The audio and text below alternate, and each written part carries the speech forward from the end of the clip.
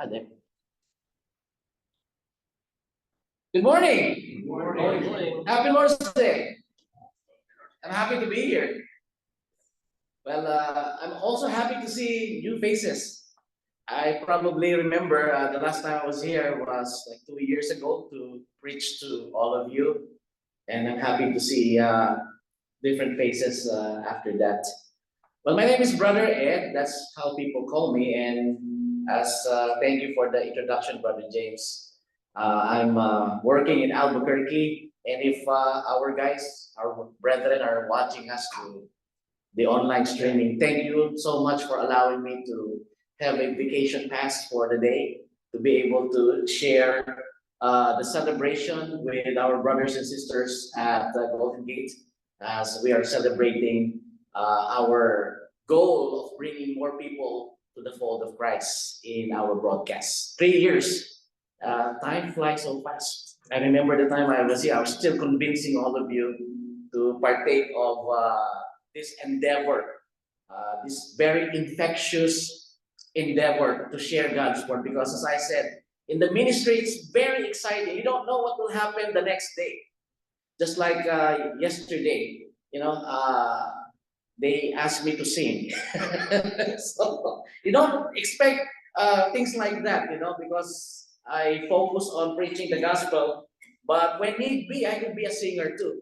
So I rediscovered myself.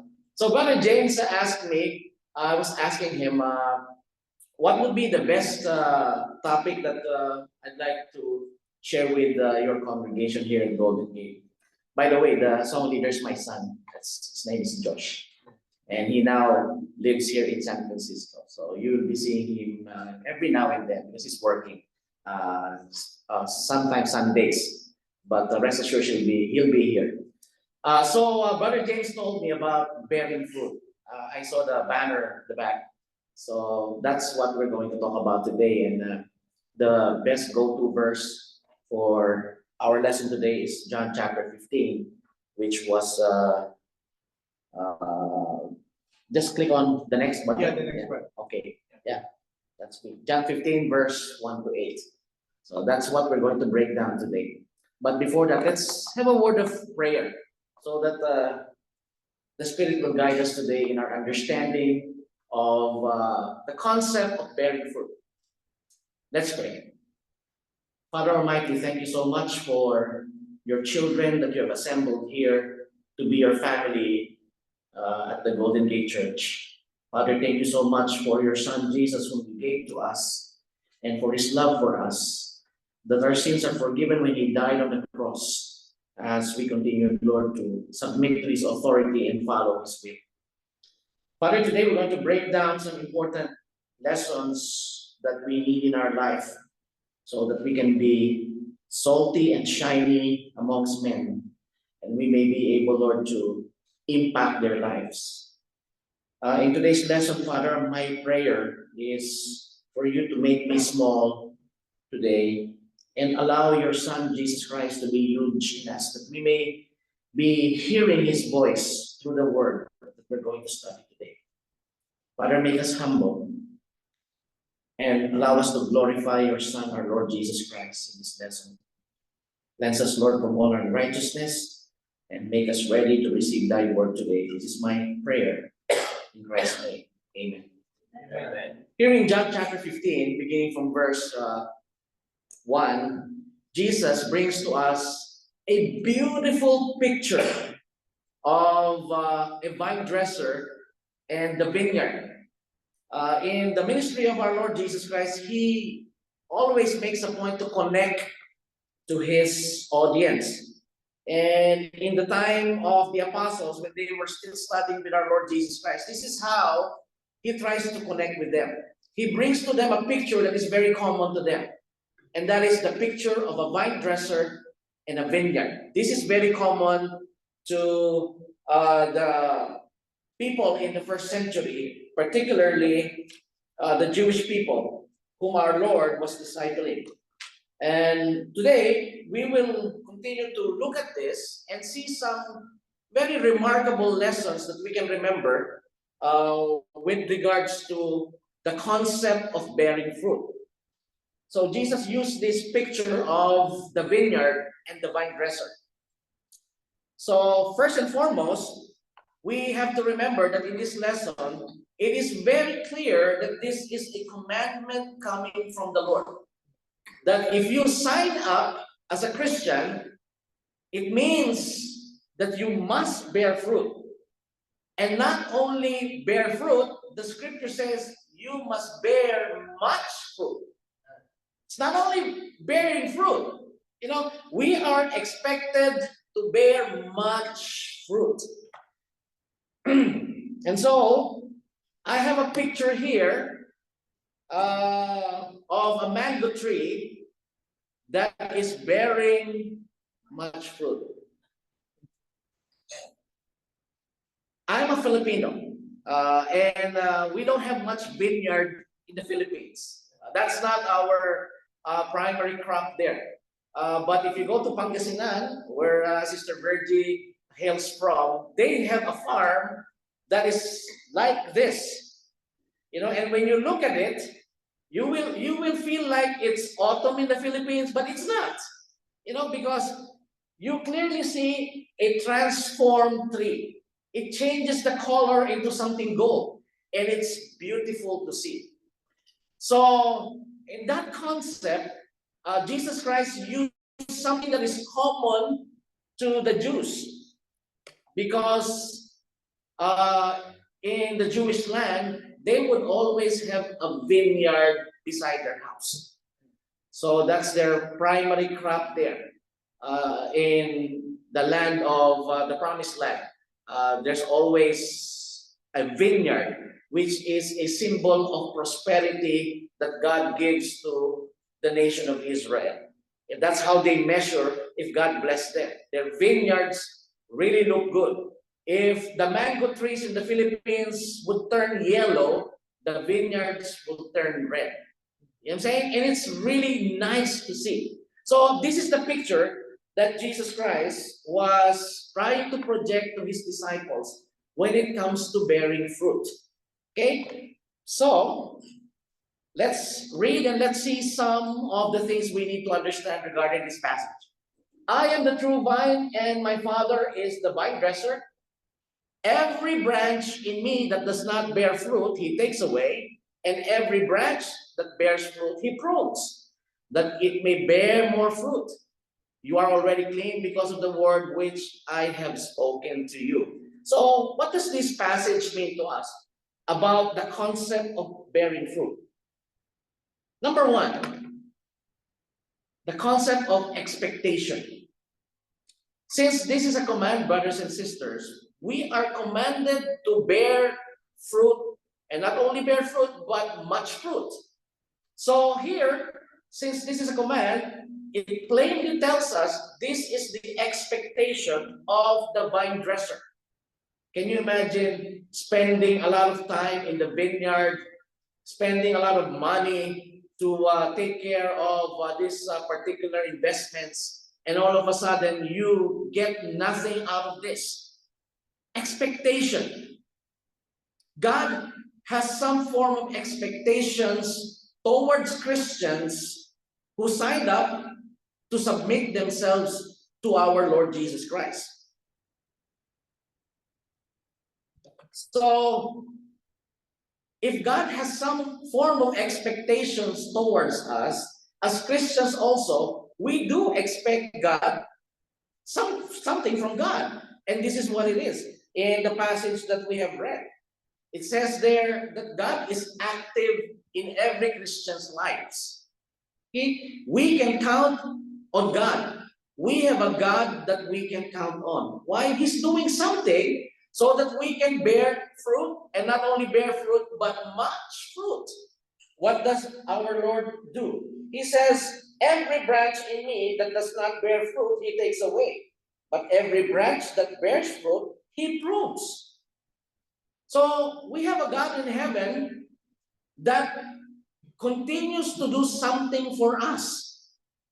So between Christians and the God that we serve, the expectation is always going to be there.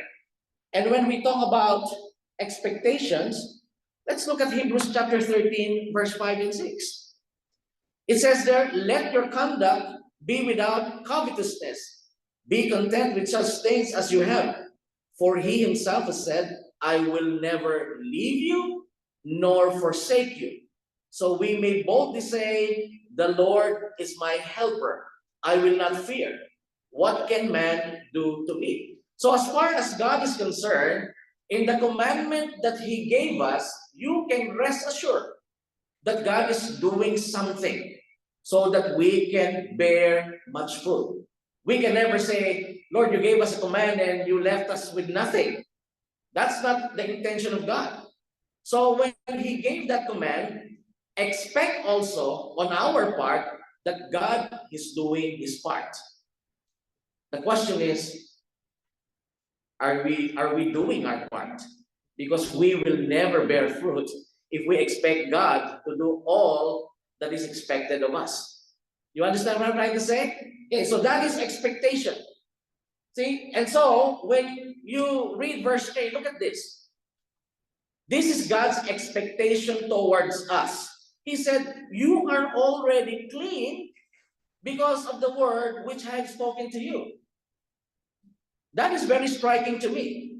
Why did our Lord Jesus Christ, in the picture of the vineyard and the vine dresser, had to say this to the apostles? He told them, you are already clean because of the word which I've spoken to you. That only means that there is no reason why we cannot bear much fruit. Because since the word of God cleansed us, it means that we are eligible, we are very much qualified to bear much fruit. You understand that, brothers and sisters in the Lord? Yeah. The cleansing power of the blood of Jesus, see, had already made way that the floodgates of good works and blessings towards us, spiritual blessings, will continue to work in our lives so that we can bear much fruit. Without the cleansing, brothers and sisters, there's no way one can bear the fruit of our Lord Jesus Christ.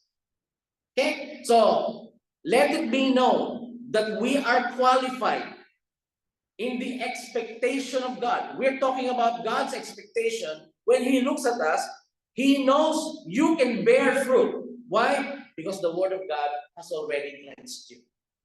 That's amazing, isn't it? I've never thought of that before. I always think that it's my responsibility just to bear fruit.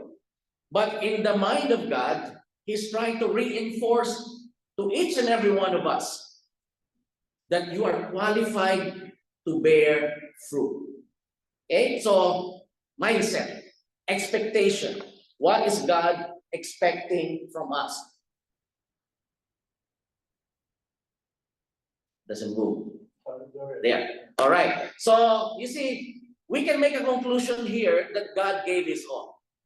There is no doubt that it's impossible for a Christian to bear much fruit. You know, bearing much fruit in simple terms means we can be useful in the kingdom of God. Right? And what worries me is that in the present day situation of the churches today in America, it seems like the pews are more useful than the people sitting at the pews. You understand that? Because that's, again, we're talking about the Galatian Christians earlier. The effect of culture changes the Christians. The effect of traditions may impact the Christians also, but it should be the other way around. You know what I'm saying? That's why it's important for us to understand, to be aware that God already cleansed us, and this means that we are very much qualified to be useful in the kingdom of God. Okay? So, God gave his all.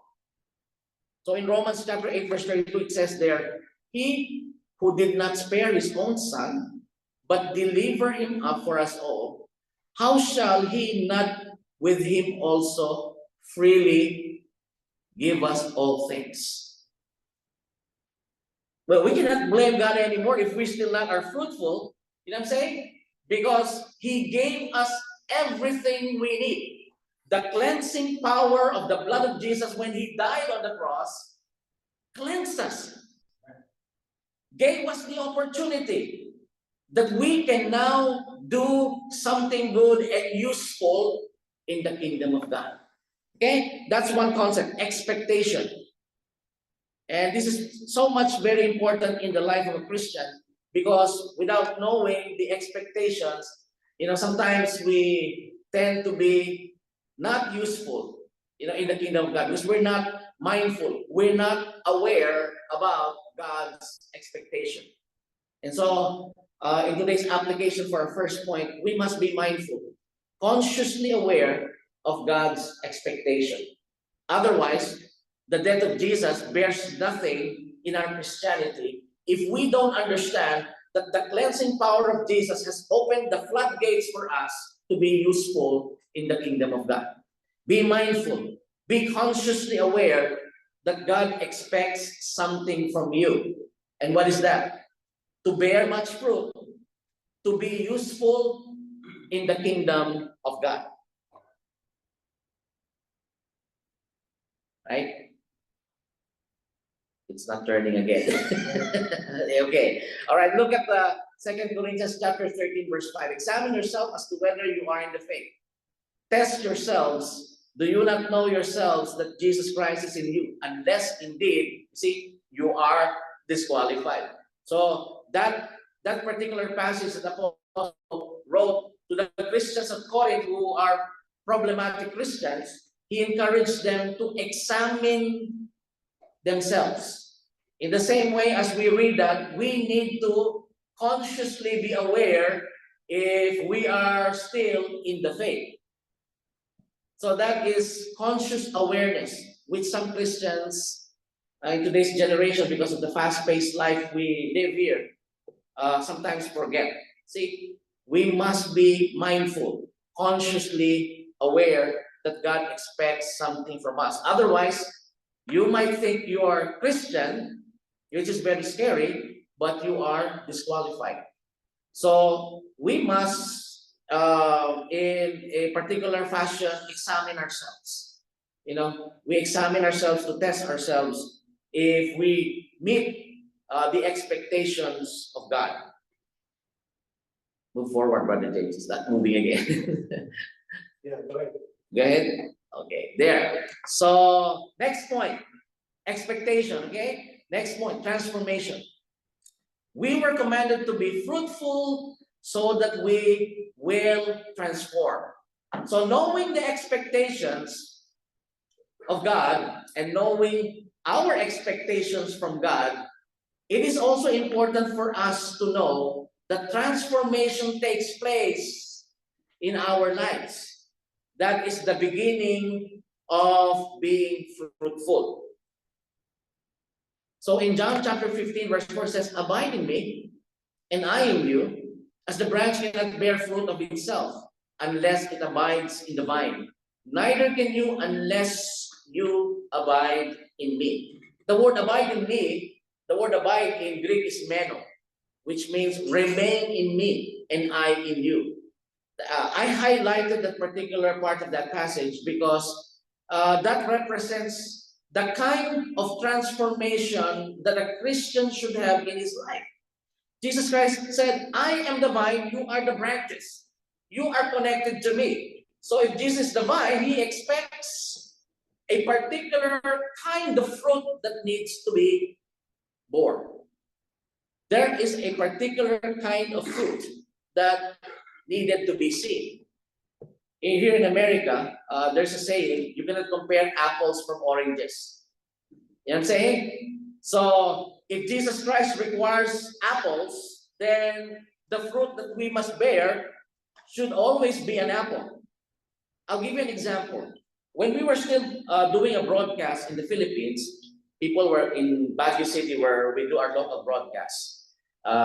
Simply listens to us really in everything that we say. One of our listeners came to our broadcast studio while we were discussing things, and they were kind of like promoting.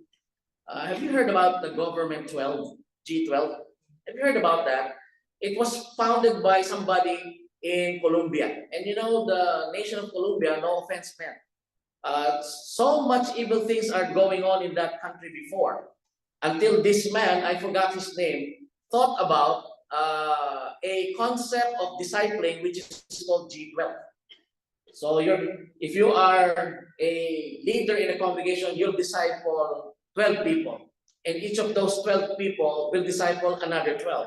And the concept, according to them, was taken from the number 12 in your Bible. How the number 12, being perfect number in your Bible, in the Hebrew gematria, should be used also in today's day and age in discipling. So of course we're against it because that's not scriptural. There's no way there's magic in a number. We know that because Jesus never taught about G12, and that reflects also on our discussion earlier about a new gospel, a new way, a new scheme. There's no way in the church that it will grow because of a number. And so we argued with him, and we lifted passages after passages telling him that, it's the gospel that is the power of God unto salvation in Romans chapter 1, verse 16. It's not the number. So there's some sort of mysticism in that number. That's why, and the only way he can defend his argument is, he said, look at the country of Colombia. Since we implemented the G12 scheme in evangelism, look at how much we have converted. And there is comparing apples and oranges. You see, a Christian can, or a person simply can produce a lot of good works. But unless these good works are authorized by our Lord Jesus Christ, you are going to have a problem. You understand that? Not because, yes, sir. Absolutely. Yes, that is true. That's why he said, look at Colombia. There's a revolution of Christians going on. There's really a lot being converted by these people, and they said they all turned to Jesus. But again, as the saying goes in America, you cannot compare apples from oranges. They may believe they're Christians, but unless you are connected to Jesus Christ as the true vine, then therefore, even if you have 1 million, 5 million people, with your scheme of evangelism, that's not accepted to God. You know what I'm saying? Because Jesus, being a true vine, expects bearing fruit according to what Jesus Christ told us. In all ways. You know what I'm saying? So that's the reason why people are confused today. Christianity has been a religion of confusion because just like Stanley, the Baptist preacher, he may think he's a Christian, but if his scheme of redemption is not according to Jesus Christ, then that's a big problem. You know what I'm saying? It's the biggest problem of all. That is why, sometimes people resort to mega churches. You know what I'm saying? They would want, a huge population of people flocking to church. But see, it's hard to compare apples and oranges. Apples are apples, and simply oranges are oranges. And the number or even the feeling that you are feeling inside those congregations cannot be compared to the truth that Jesus Christ has taught his apostles. Cannot be compared. You cannot say, we're here, we can feel the Spirit. And that's a problem. You know what I'm saying? If Christianity is only by feelings and not by truth, you understand what I'm trying to say? So, if the vine dresser expects the fruit of the vine, what does that mean? It means that the fruit that should be there in the vine should be grapes. It should be fruit of the vine. See, have you ever seen a vineyard that the production are apples? You know what I'm saying? It's weird, right? I planted a vineyard, and then all of a sudden apples are there. So how can you present to Jesus, oh Lord, we're bearing fruit. Look, we have apples. What would Jesus say? He says, I am the true vine. And it's really good that Jesus says, I am the true vine. Because if Jesus had not said that, then there's no basis for truth. You understand what I'm trying to say? Jesus says, I am the true vine, period. So every fruit that should be seen in the Christian's life must be according to our Lord Jesus Christ and Him alone. It should not even come from me. It should not even come from Mr. Stanley or Joel Osteen or Billy Graham. It should not come from them. They all should be following our Lord Jesus Christ in the first place. Amen.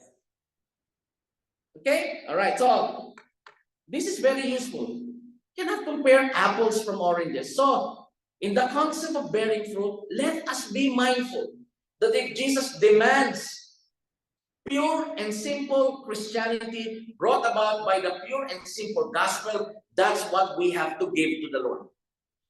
Okay? Right, let's move forward. It's not moving again. There. So, transformation is a fruit of change. That's why, if you look at Galatians chapter 5, verse 22-23, look what happens here to a Christian who transforms. Clearly, this is evident in his life. But the fruit of the Spirit is love, joy, peace, long-suffering, kindness, goodness, faithfulness, gentleness, self-control. Against such there is no law. This is what is expected from us when we talk about bearing fruit. How many fruit? One fruit. What is that? The fruit of the Holy Spirit. Right? Some of our listeners try to count how many is this? Love, joy, peace, long suffering, kindness. They count it mathematically. But the scripture says there's only one fruit, and that is the fruit of the Holy Spirit. Okay? Which has many components. What is that? Love, joy, peace, long suffering, kindness.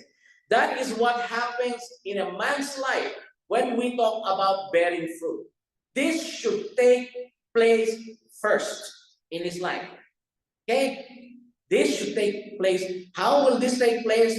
You need to grow in the grace and in the knowledge of our Lord Jesus Christ. Right? That's why you're learning here. That's why we're all here. Why do we listen to sermons like this? It's for our transformation. Okay? It's for our transformation. So a Christian is a person who will be Christ-like.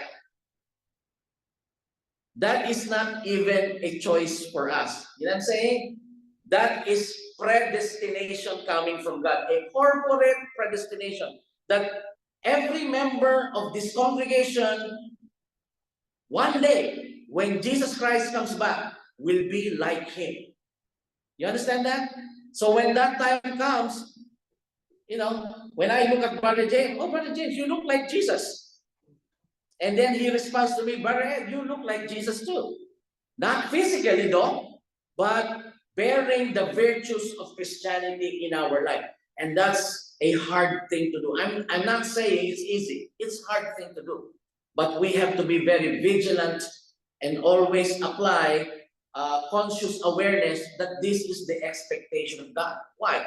We were predestined to be like Him. Romans chapter 8, verse 29. Okay? So that's our goal.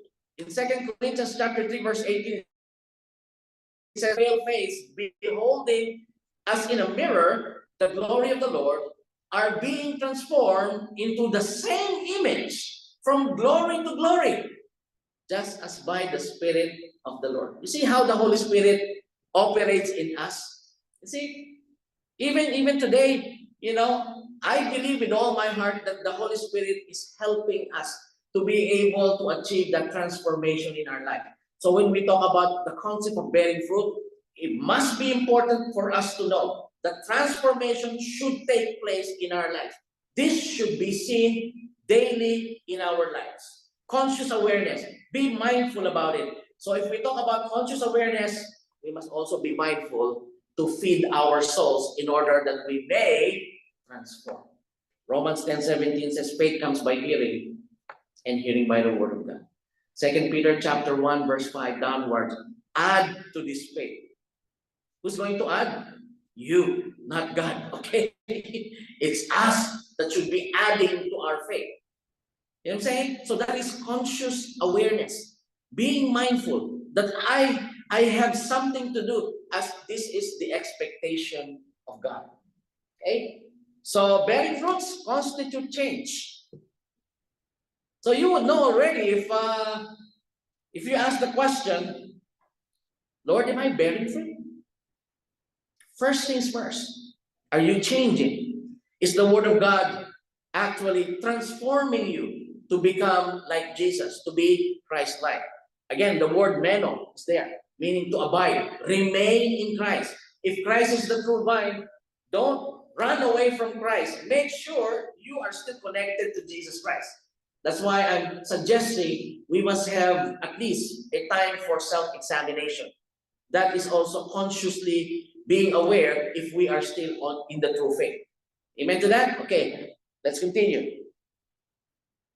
So, look at baptism. So, I remember myself when I was baptized into Christ so many years back in 1997. See? It was Jesus that commanded us to be baptized into Christ. And it's obedience to Jesus Christ. That is where we begin to transform.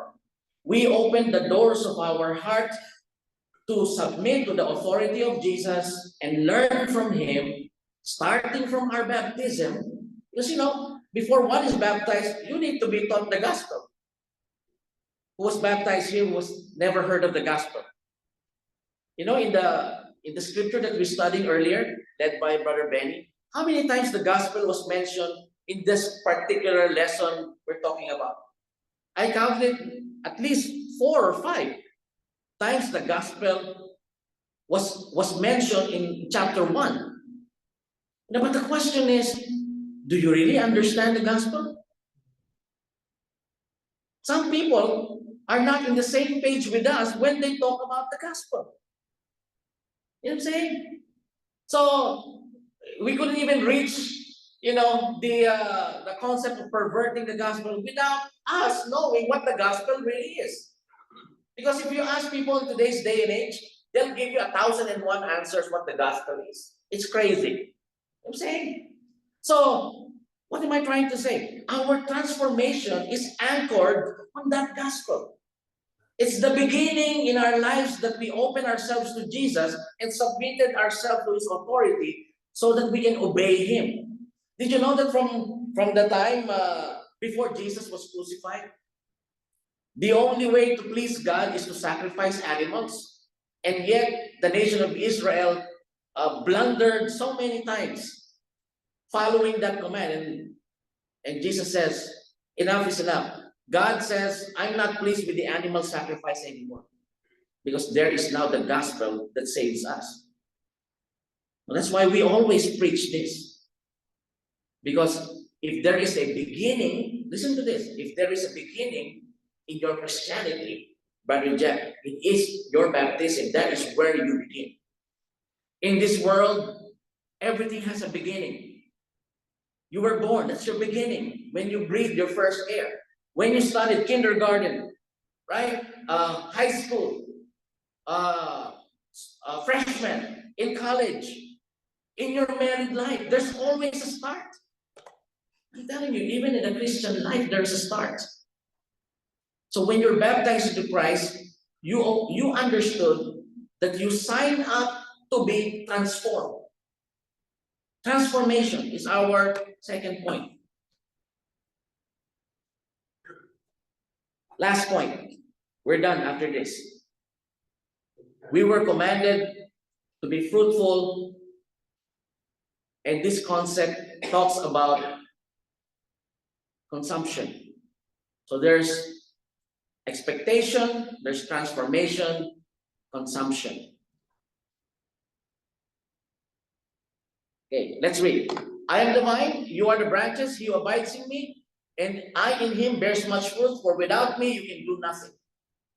If anyone does not abide in me, he is cast out as a branch and is withered, and they are gathered and thrown them into fire, and they are burned. Okay. So, question is, why bear much fruit? Jesus says, for without me, you can do nothing. Let me talk about the concept of consumption. When I was still an associate preacher in our congregation in Albuquerque, we have our regular preacher, and he was also talking about bearing fruit. And this is what I heard from him, which puzzles me. He said, actually, this particular preacher is a friend of mine, but he's not mission-minded, because probably his health is telling on him. But this is what he said. When we talk about bearing fruit, it's already enough if you have transformed. That's his concept. But since I'm a mission man, I wouldn't accept that, because that's a problem to me. Because the thing is, why do we bear much fruit? Okay? Jesus Christ says, for without me, you can do nothing. So the word do is very important to me. Without me, you can do nothing. We're expected to do something. You understand what I'm trying to say? Oh, what happened? Let's look at this again. As we look at the mango tree, are we not amazed? Does it look beautiful to us if you're the owner of this farm of mangoes? Isn't this so beautiful to see that after all that you have invested, finally you see the fruit of your labor? But unless somebody picks up the mango and gives it to a person and eats it, the owner of that particular farm would not be happy. Because, if you're not going to do something about the mango, they're all going to fall and they're all going to rot. You understand what I'm trying to say? The concept of consumption. Why do we really transform? That's the question. Do we really transform because we love people to look at us and then say, oh, Brother Ed, you are doing good. Love to see you like that. Why do we really transform? Why does the owner of the farm wants these mangoes to be there? He wants every single mango to be picked and delivered to the market so that people will consume them. The concept of consumption. Why do we truly transform? It's not only for us, it's for other people so that they can also transform and follow Jesus Christ. So after all, when we talk about the concept of bearing fruit, it talks about reaching out to people. That's why transformation is just the beginning. See, what are you going to do with your joy, love, and peace? Are you not going to share this to others? If we want really to understand the concept of bearing fruit, let us also be mindful that our transformation is not only set by God for us to consume by our own selves. More so, this is for others to see so that they can see Jesus working in your life, that you may bring them in the fold of our Lord Jesus Christ. I told you I'm a mission man, and I understand that concept. That the moment we start changing in our lives, that's not for our consumption only, it's for the consumption of the whole world. That's why I'm trying to find all avenues where people can listen to that gospel, because that gospel changed me from day one. Did that gospel change you? Is it telling you to go to the world and preach that gospel to all nations? Beginning with the transformation of yourself. See, bearing fruit actually is a partnership. Abide in Jesus, and Jesus abides in us. It's a partnership. We are partnering now with Jesus. Not only Jesus trying to change us in our lives, but we are partnering with Him and bringing His gospel to the world. So in John chapter 15 verse 7 and 8, we're very close. If you abide in me, my words abide in you, you will ask what you desire, and it shall be done for you. Just think about that. The concept of bearing fruits also involves asking Jesus how He can help you to bear fruits. It's partnership. And if you look at the heart of Jesus, it's just telling us one thing. Can you share this gospel to your friends? Can you share this gospel to your friends? Can you share this message of salvation? Because this is the very reason why I died on the cross. I'm saying that is how one can be useful in the body of our Lord Jesus Christ. You know what's funny is when it comes to gossiping, news flies so fast. Yesterday, when after our activity here, I received a phone call from Sister Claire, and I believe Brother James also received a phone call. She was trying to reach Sister Miriam, but unfortunately, she is exhausted, right?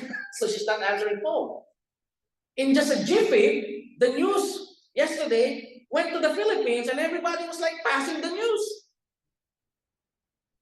When it comes to political stories, when it comes to celebrity stories, when it comes to breakups and marriages, the news flies so fast.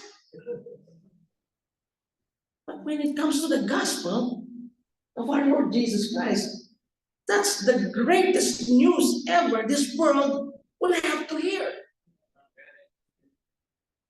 Talk about bearing fruit.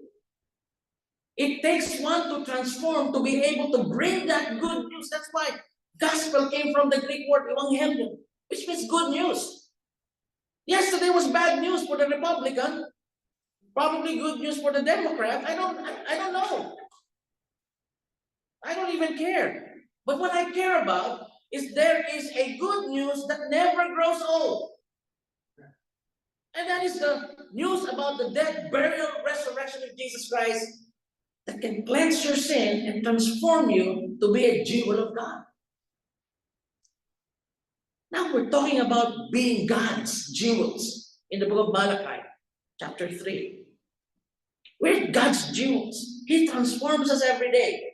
But are we going to be transformed and do nothing? Talk about being useful in the church.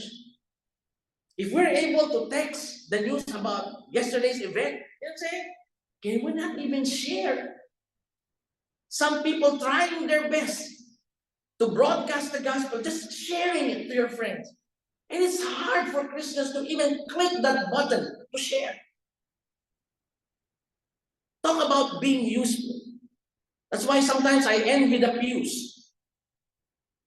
The pews are more useful than those who are sitting there.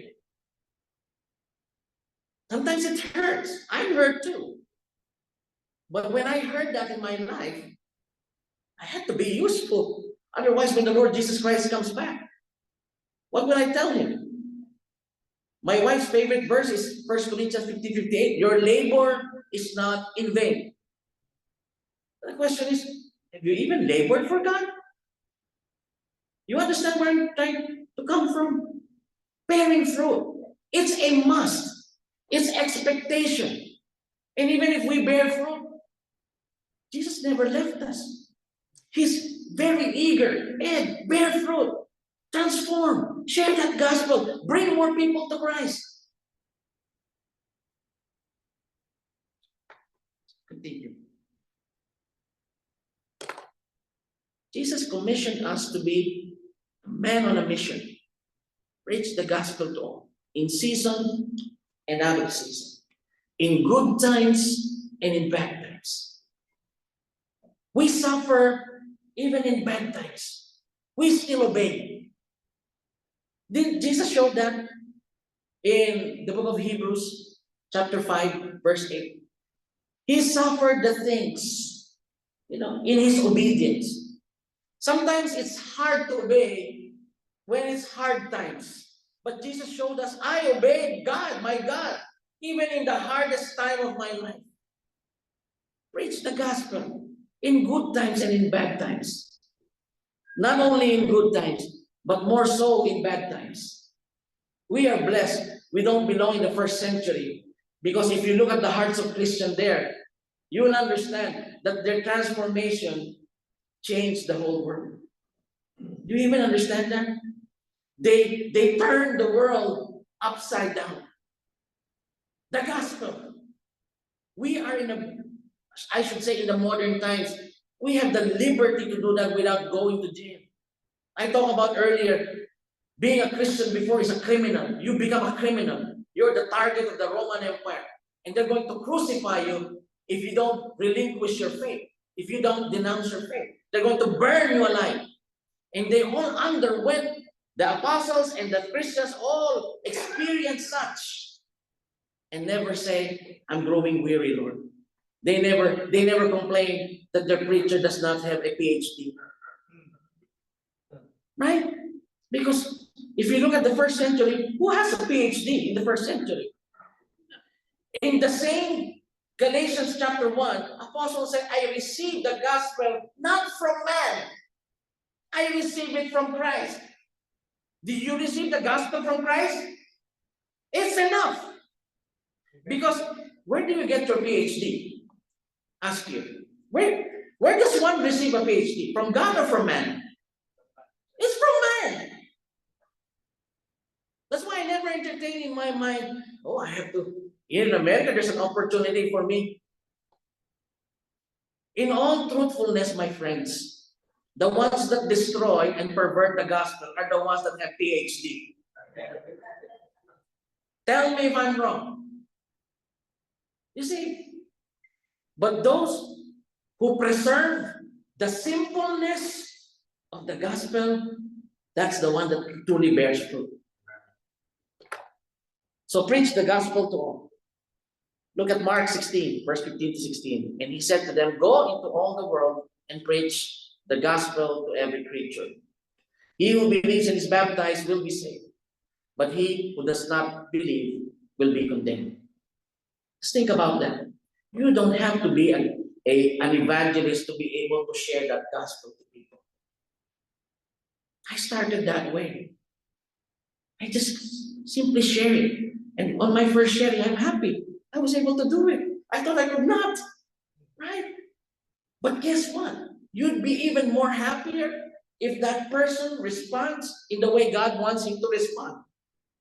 Have you ever felt that? That I was able to help this person understand the gospel of our Lord Jesus Christ and he was baptized into Christ. That's where 1 Corinthians 15:58 will come through. Your labor is not in vain. I'm telling you right now, you may not receive your reward here on earth, but one day you will receive it in heaven. You understand that? Some people are looking for, in the scripture we studied earlier, they grew weary from doing good. You know why? Nobody appreciates them. It's but natural for people to seek for appreciation because we're doing good. But the Christians in Galatia, they're doing good and they're getting tired. Why? Nobody's appreciating me, brother Ed. But again, I tell you, you may not receive your appreciation on earth, but one day I tell you, I promise you, you're going to receive it in front of Jesus. Don't you like that? That's why if you read that particular passage, it says, I do not please men. Who do we please? God. So you want to bear fruit? Be mindful that we are not serving men. Be mindful. We're serving God. And even if people reject us, so be it. Again, I may not receive appreciation here. I don't care. You can slap me, you can kill me, but I know one day when Jesus Christ comes back, the reward is waiting for me. And so are you. That's why I'm egging you.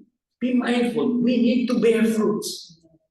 Because there is indeed a reward waiting from us in heaven. Last verse. Look at this. By this my Father is glorified. If we bear fruit, that you must bear fruit so that what's the ending of Jesus?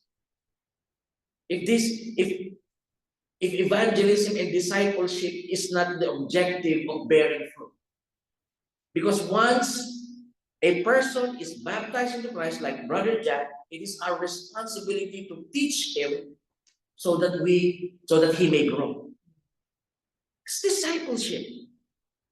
God wants to see solid Christians who will not pervert the gospel, who will stay faithful to the message, the simple message of Jesus. That's very simple, brothers and sisters. Just be faithful to what Jesus gave us. Embrace it, live it, and be mindful that when Jesus Christ comes back, He's going to give us a reward. Amen.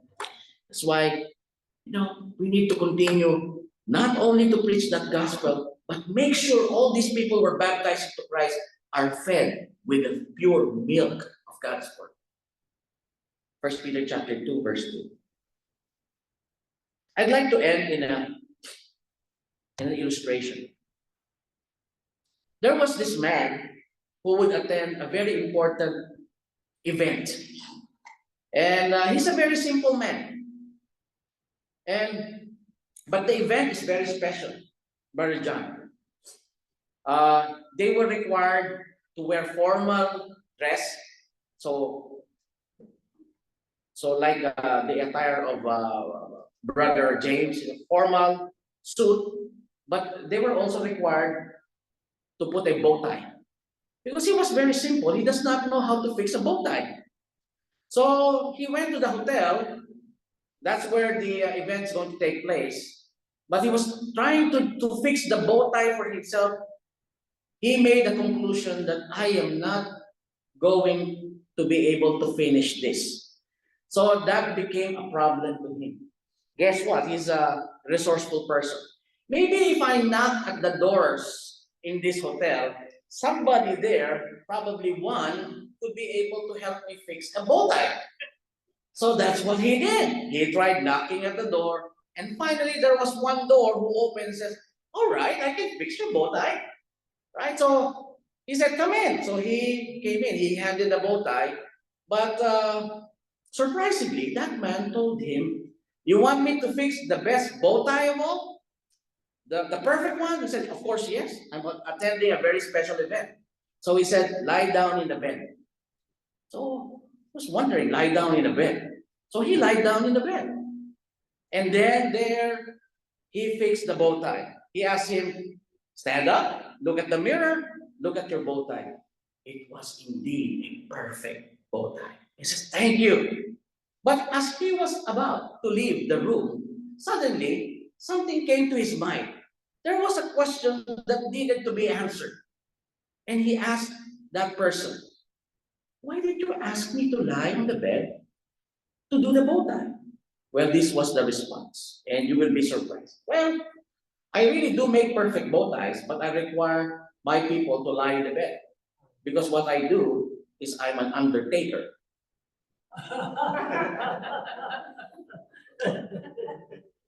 You understand that? If you're going to stand, I'm not going to make a perfect bow tie. You have to lie on the bed and close your eyes. What does that teach us? You see, that guy wanted a perfect bow tie. And did you know that God makes perfect bow ties too? But we have to follow God. We have to obey our Lord. If you want a perfect bow tie in your life, there's no way you can do it by yourself. You need to lie down and let God operate in your life. Submission. Bear fruit requires to submit to God. Follow exactly what God tells you to do in this book. And I'm going to guarantee by natural spiritual process, you're going to bear fruit. just like what happened to my life. Paul says, imitate me as I imitate Christ. There's the only way, brothers and sisters. The concept of bearing fruit is always connected to the vine, and that is Jesus. You can bear as much fruit as you like, but if it's not the fruit that Jesus requires from us, then everything was done in vain. So as we close in this lesson, let's all stand up as we sing the invitation song. I'd like to invite any one of you who needs really the true transformation in your life. If you really want to start a life with Jesus Christ, the true life, He's going to give a life abundantly. Let's all sing this song and let us know here at the Golden Gate Church of Christ, because this congregation can help you discover the pure, simple truth about the gospel so that you can be baptized into Christ. Let's call our song leader.